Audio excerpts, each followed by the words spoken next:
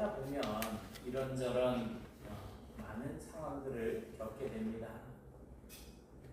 그러다 보니 크든지 작든지 우리가 해결해야 될 그런 일들도 많이 있죠. 어떻게 여러분은 이 세상을 지혜롭게 살고 계신다고 생각을 하십니까? 아니면 지금도 여전히 나에게 지혜가 필요하다라고 생각을 하시는가요? 사실 우리가 이 세상을 살아가다가 보면 정말 필요한 것들이 많이 있습니다. 그런데 그 중에 지혜라는 것도 정말 무시하지 못할 부분이라고 할 수 있습니다. 그것은 이제 세상을 사는 그 지혜는 단순히 인간이 가지고 태어날 수 있는 어떤 탁월한 천부적인 능력과는 조금 다른 개념이라고 그렇게 생각을 해야 합니다. 그것은 세상을 보는 안목이 될 수도 있고 또 세상의 흐름을 읽는 것일 수도 있습니다. 보통은 경험이나 학습을 통해서 얻어지는 지혜를 가지고 영어에서는 wisdom이라는 말을 씁니다. 이것은 나의 지식이나 어떤 그 학습을 통해서 얻어지는 지혜를 이제 영어로 wisdom이라는 단어를 채택을 하고 있습니다. 그래서 이것은 나의 지식이나 경험을 통해서 어떤 좋은 선택과 판단을 할 수 있는 능력이라고 보면 되겠습니다. 그런 분들을 우리는 참 지혜 있다라고 이렇게 표현을 하기도 하죠. 이것을 헬라어로는 소피아라고 하는 단어를 쓰고 있습니다. 그리스 속담에 이런 말이 있습니다. 집안에 노인이 없거든 빌리라. 우리가 보통 이제 많은 오랜 세월을 사신 분들은 우리가 생각하지도 분명히 우리보다 저보다 예를 들어서 학력이 이렇게 많은 것도 아닌데 참 지혜롭게 말도 하고 이렇게 어떤 문제들을 풀어가는 그런 경우들을 볼 수가 있는데 그게 이제 경험에서 나오는 거겠죠.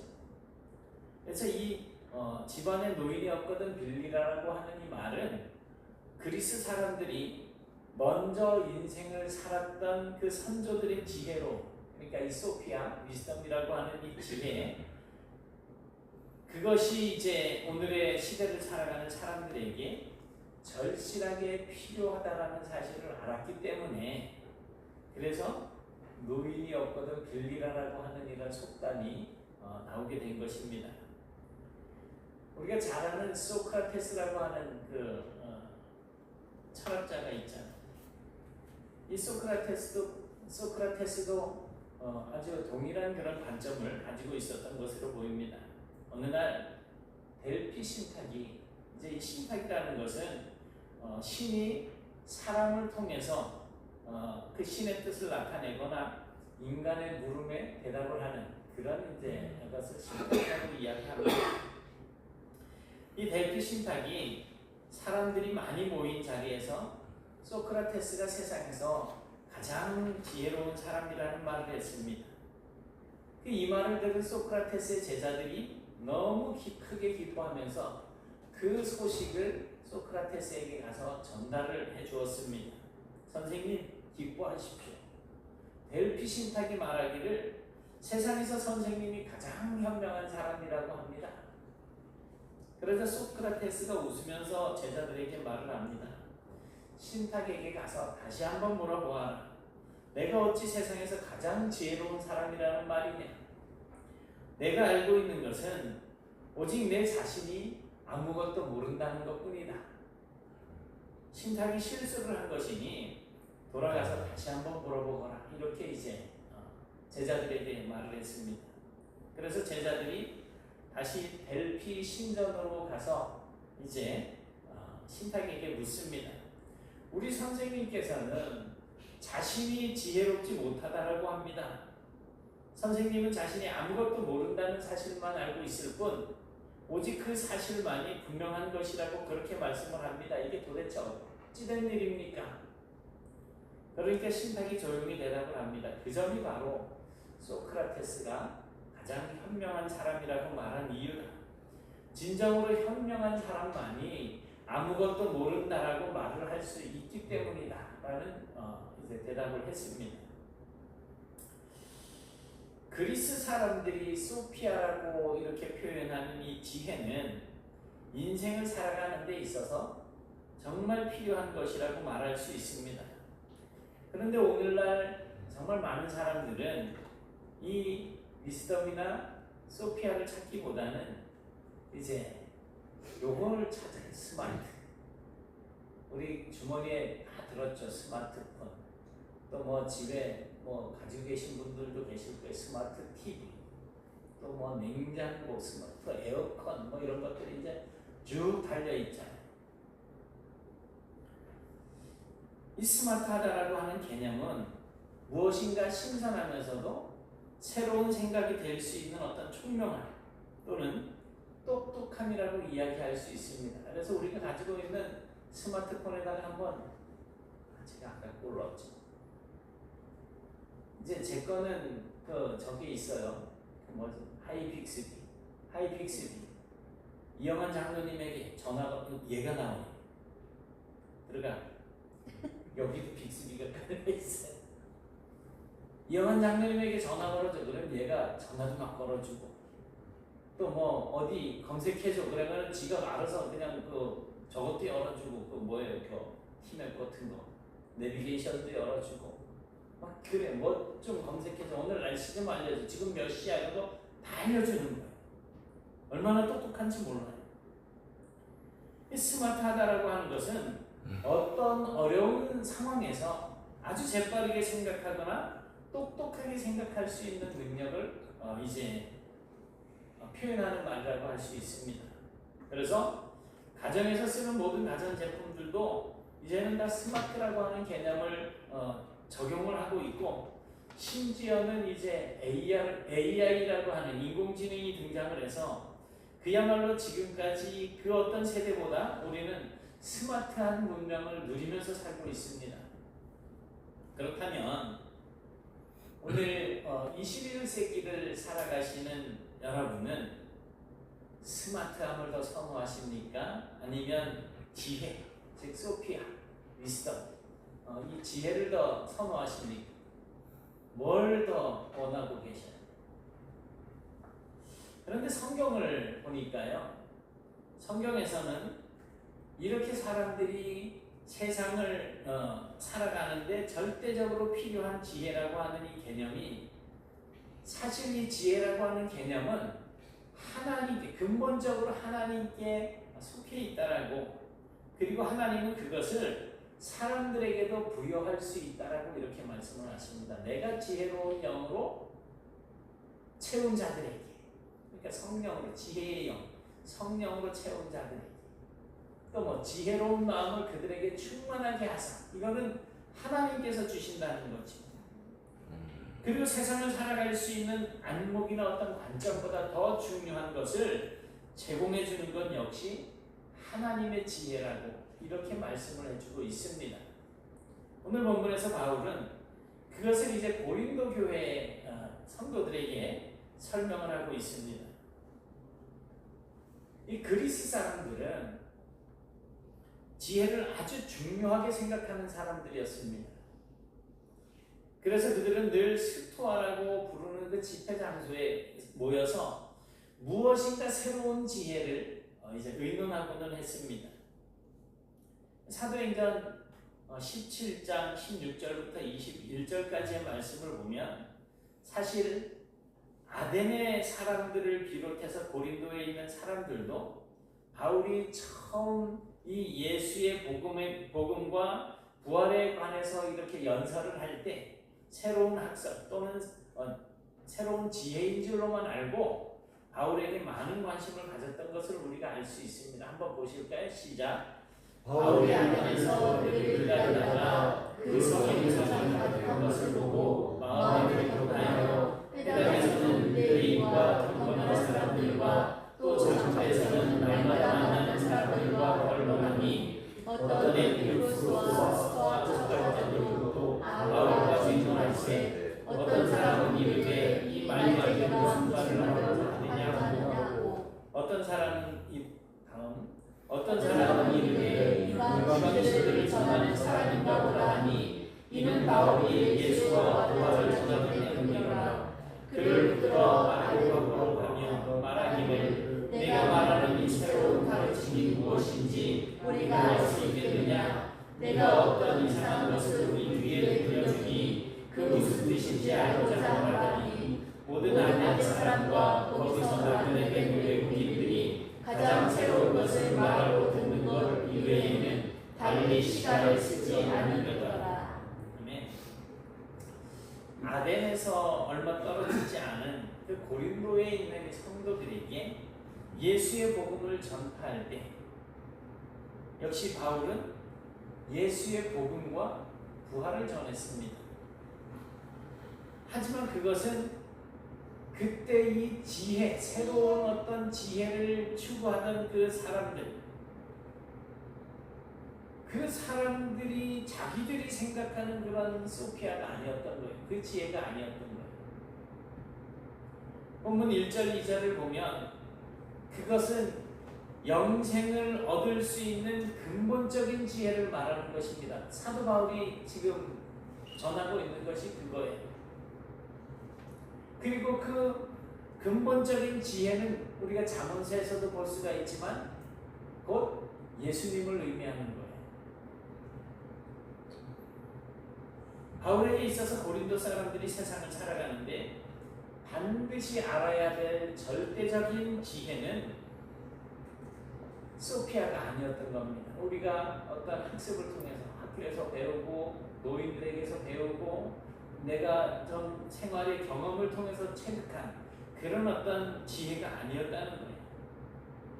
사도 바울이 이제 고린도 사람들에게 전하는 것은 바로 하나님의 지혜, 곧 예수 그리스도였습니다.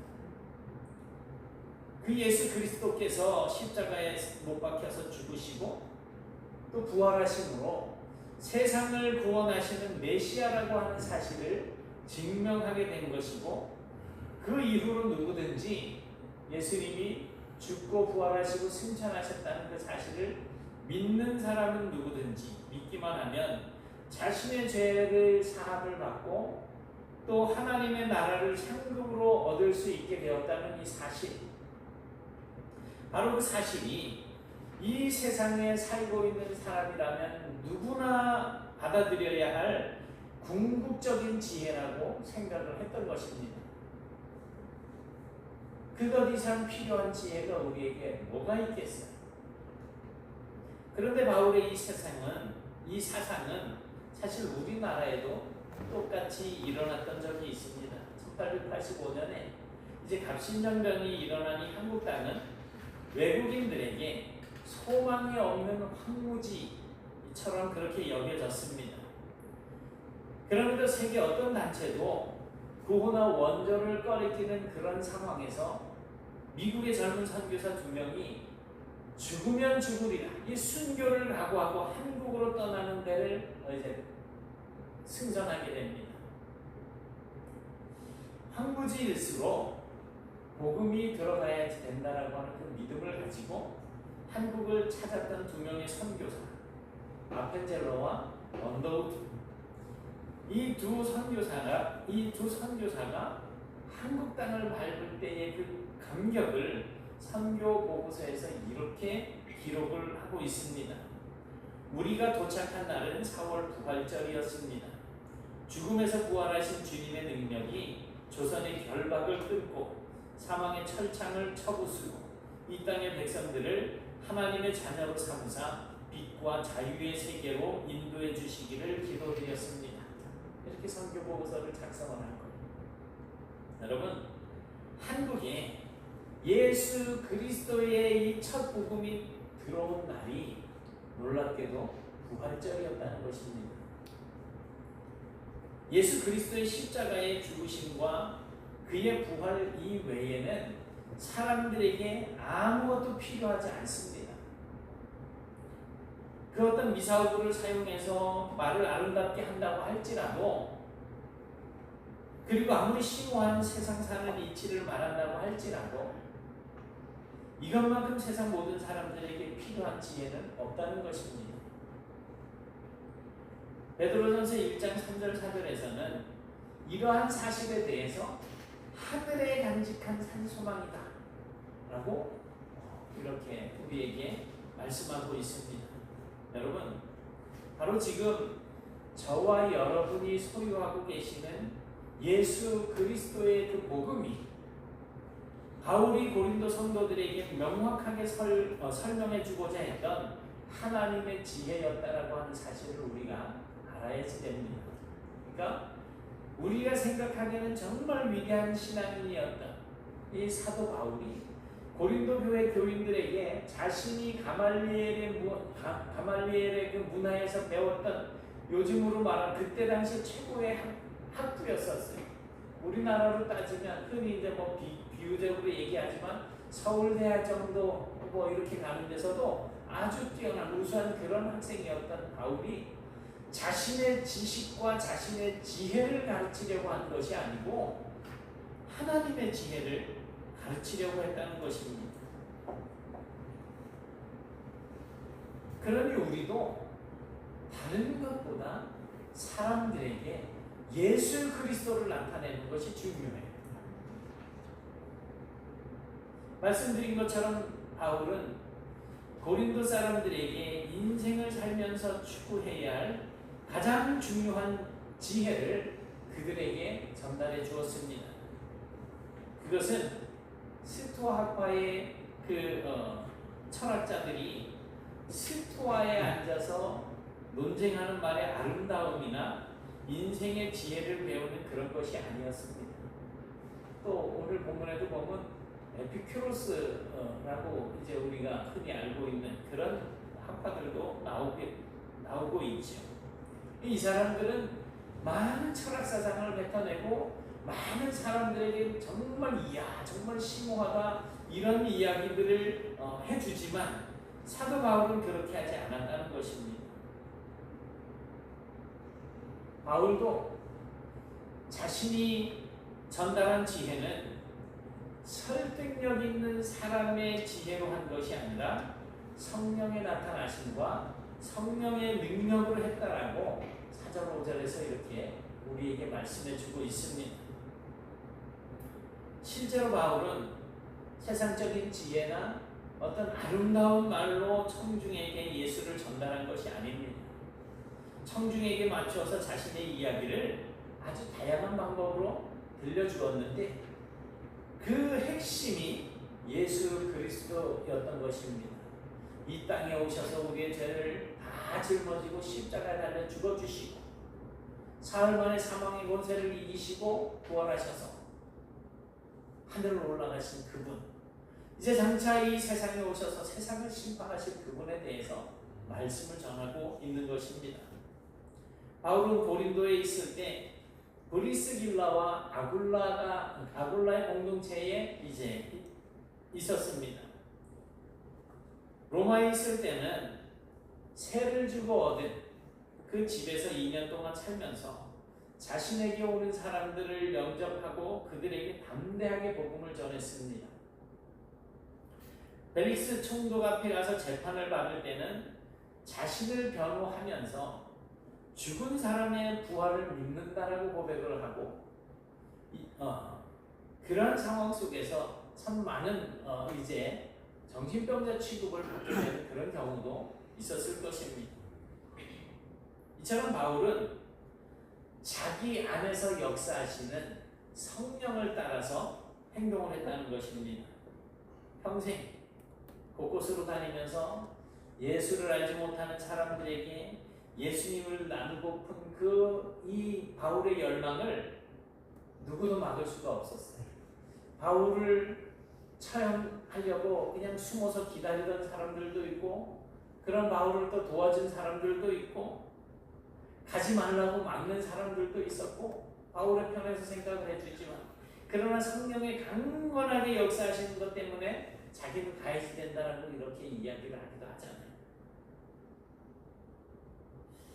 오직 하나님만이 사람들을 이끄실 수 있고, 그 과정에서 하나님은 기쁘게 이 바울과 같은 사람을 사용하신다라고 하는 사실을 알았던 것입니다.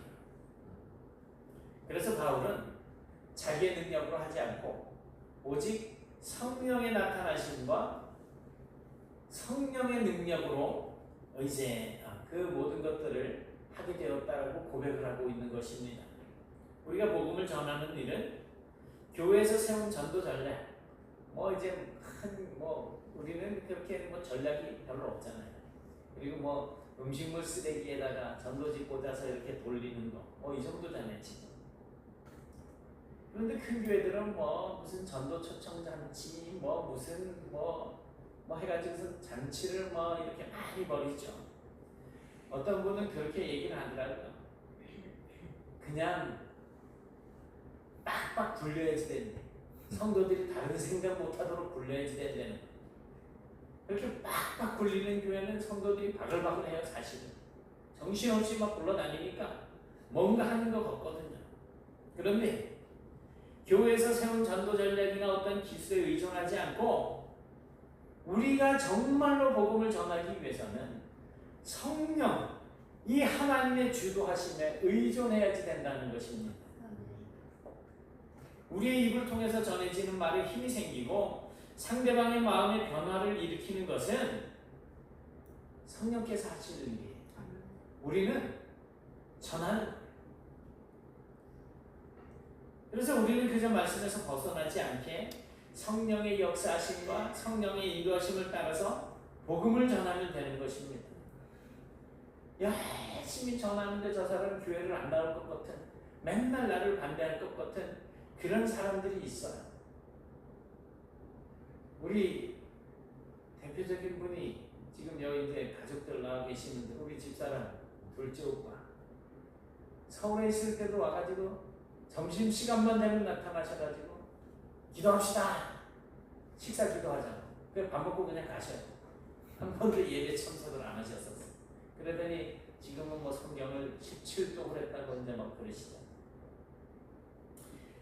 우리 장모님은 더 심했었어요.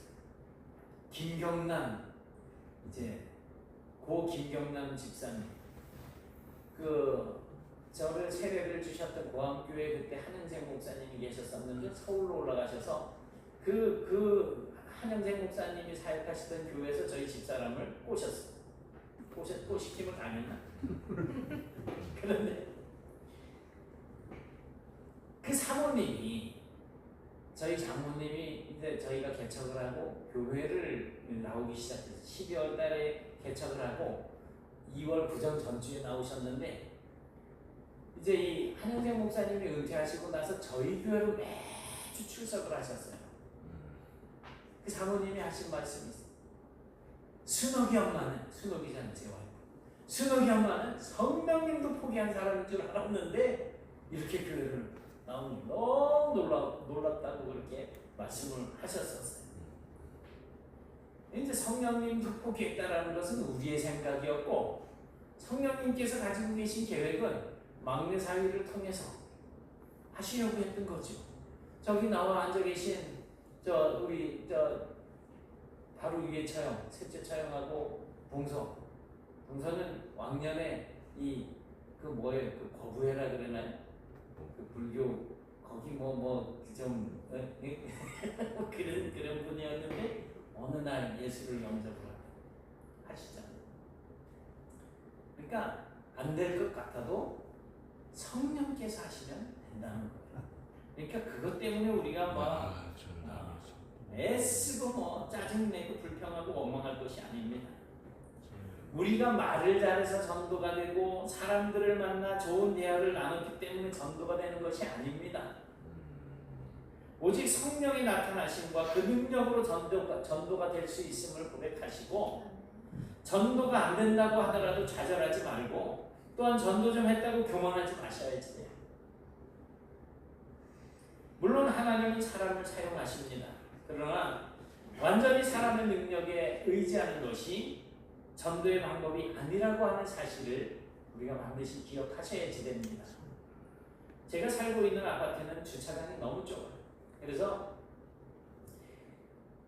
이 차를 이렇게 이제 대놓으면, 라인에다 대놓으면 그 앞에다가 이렇게 이제 가로질러서 기아를 중립에다 놓고 이렇게 돼요. 근데 뭐 모닝 뭐 이런 조그마한 차들은 한 손으로 밀어도 되는데 그 요새 왜 그 SUV 그 김경 집사님 차 같은 거 저런 거 세워놓으면은 밀라 그러면 전신의 힘을 다 써야 돼. 하면서 힘을 주면 한번 밀어보실래요? 이따가 저기 세워놓고 진짜 있는 힘을 다 주고 이제 해가서 밀고 조금씩 움직이기 시작하면 그 다음부터는 이제 힘을 덜 줘도 나가요. 무슨 말씀을 드리려고 하느냐 하면 이 큰 차들은 처음부터 휙휙 움직일 수 있는 것이 아니고 온몸에 힘을 써야 조금씩 움직이다가 차츰차츰 내가 원하는 거리만큼 이렇게 밀어낼 수 있듯이 예수님께서 제자들에게 이런 말씀을 하시잖아요. 오직 성령이 너희에게 임하시면 같이 시작. 오직 성령이 너희에게 임하시면 너희가 권능을 받고 예루살렘과 온 유대와 사마리아와 땅끝까지 이르러 내 증인이 되리라 하시니라. 아멘. 여러분, 무력한 자들을 땅끝까지 보낼 수 있는 힘이 어디서 나올까요? 성령에게서 나옵니다.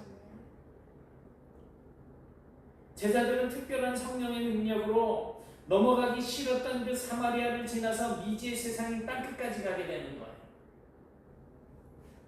교회가 탄생하고 복음의 증인이 되어서 하나님의 꿈을 이루는 삶을 살게 되는 것도 바로 성령의 능력이라는 것입니다. 성령의 능력을 사모하시기 바랍니다.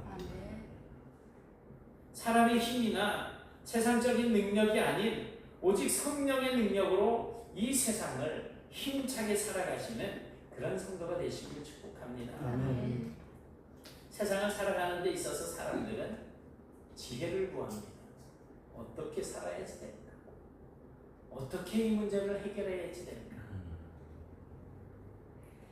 그 지혜는 소피아 현명함일 수도 있고 또 경험을 통해서 체득된 노련함일 수도 있습니다. 하지만 바울이 고린도 성도들에게 전달한 지혜는 단순히 세상 사는 지혜가 아니라 그들의 영혼을 근본적으로 구원할 수 있는 지혜였습니다. 그 지혜가 바로 예수 그리스도의 죽으심과 부활이라는 것입니다. 그리고 바울은 그것을 전할 때에 자신의 능력을 의지하지 않고 오직 성령의 능력과 성령의 나타나심을 의지했다는 것입니다.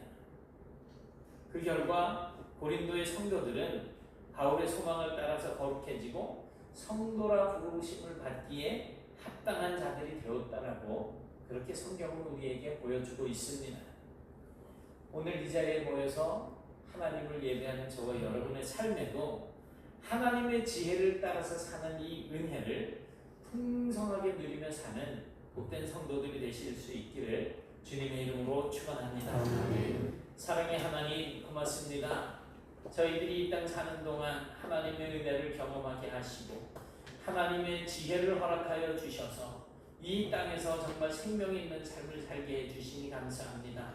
그러나 때로 저희들이 해결할 수 없어서 괴로워하고 고통스러워하는 이러한 문제들 그것 때문에 씨름하고 사람들과 또 힘을 합쳐보고 어떻게 해서든지 그 난관을 파헤쳐보려고 하지만 저희들이 할 수 없음을 아직도 인정하지 못하고 있습니다.